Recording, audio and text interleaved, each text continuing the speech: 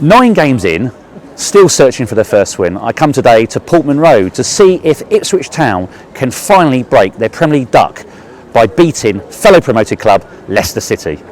Kieran McKenna has guided the Tractor Boys to back-to-back promotions from League One after 2 incredible seasons, but now they're playing with the big boys. And as they try to avoid a 4th defeat on the bounce, I asked fans how they're finding life in the Premier League.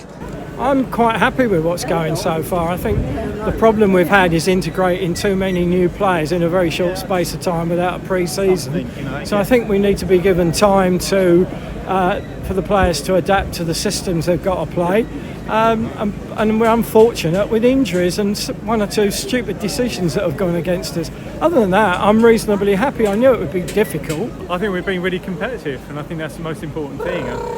Integrating the players in, it's been a bit of a job to do that, but and there's been some silly mistakes, but I think we've been really competitive, and I think the results are around the corner. Yeah, we're getting there, hopefully. A few more points, racking up this board.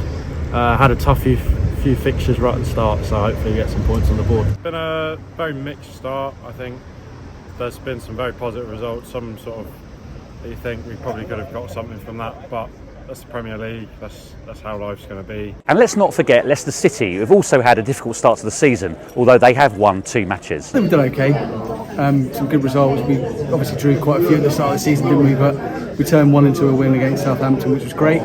But obviously today's a massive game against Ipswich. This is a big 6-pointer early on in the season. Hopefully we get the W, but I do think we can stay up. Right, let's get inside and see how it unfolds. So the 2 teams are just coming out, and the Ipswich side includes 4 players that were still playing League One just a year and a half ago.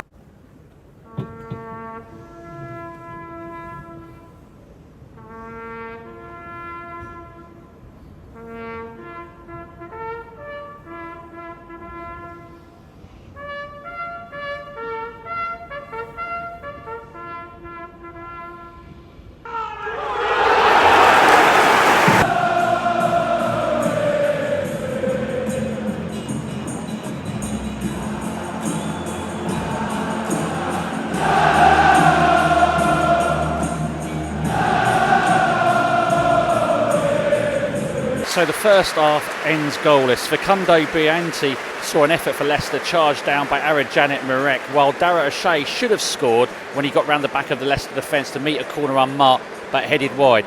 And Chaplin went close, firing a shot just wide from the edge of the box after a brilliant run. And Ben Johnson also saw an effort from distance, kept out. So half-time, no goals. So both teams are now out for the second half. Let's see how it develops. Controversy at Portman Road as ref Tim Robinson blows for full time. Leif Davis had brilliantly volleyed Ipswich in front, and then Connor Chaplin was denied a cast iron penalty. And then seconds later in the same phase of play, Calvin Phillips was sent off for a second booking. Ipswich were looking good, however, for their first Premier League win in 22 years, only for Jordan Ayew to score 4 minutes into stoppage time. 1-1.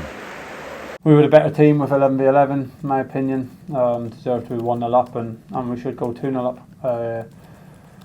I think it's a clear penalty. I don't know how it's not given at the time. In my opinion, the responsibility lies more with the referee than the VAR. He's in position. Connor moves the ball onto his left foot. The winger comes steaming out the corner and just steams into his stomach as he goes to take his shot.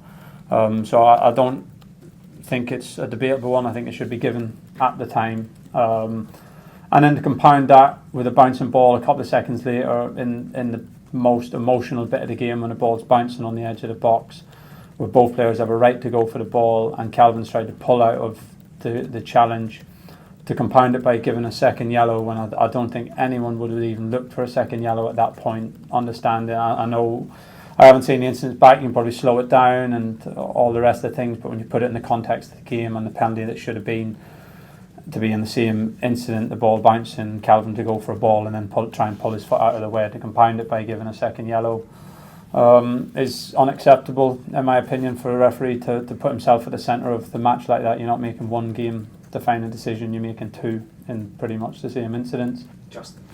Kieran, VAR normally give reasons why they don't give, or overall things. Did they not give a reason today? I don't know, I think that usually comes after. I asked the fourth at the time, and he said VAR checked it, but to be honest, it's not that. I think the referee has to give it. I don't think I've made it publicly clear I don't particularly enjoy VAR. I've been in leagues with it, I've been in leagues without it. Support that if it's there, it should be a really high bar. And you can maybe look at the penalty decision and say, is it high enough for the bar? I think it is. Somebody else might say it's not, to not give it live, to see the incidents from that close. I just think it's a penalty. I think that probably where people of Ipswich will take issue with the VAR aspect of it is the ones that have been interfered with over the last few games and overruled. That shows the wild consistency of it. If that was in a league without VAR, we'd complain about the decision. I think the decision should have been given, but we wouldn't have had the last 3 weeks where decisions have been overruled against us, both in both penalty box and both manners. So I think that's where the frustration will come from. And you must feel really pleased with the way the team has actually grown into the Premier League. It really does look like a proper Premier League team, even if you haven't quite got the wins yet. Yeah, I say it's 10 games. We've come through an awful lot of challenges, I have to say, with the players missing out before the summer, players arriving late, so we knew we were going to be growing the team in a hop. I think we've had 6 arrive that haven't done pre-season with us, so we know with international weeks we're going to be learning and growing as we go along. Across the 10 games we've been competitive in the large majority, and yeah, again I look at some of the performances today of players who've arrived who are starting to settle in now. I look at the performances of players who were with us in League One, and I say, and not always even starting in League One, and I'll give a couple of instances of how those boys performed today in the Premier League games. Big credit, and the spirit of the group and the way the supporters are with the team. I think it was a really good performance. It was a good match, and yeah, we'd like to have had a win on the board. We got 5 points. I've said it before. We could have a win, and I think Southampton have won. Today they've got a win, they've got less points than us. Of course we feel better when we win a game, but we need to just focus on the positives, keep learning our lessons and trust that results will be whatever they are at the end of the season.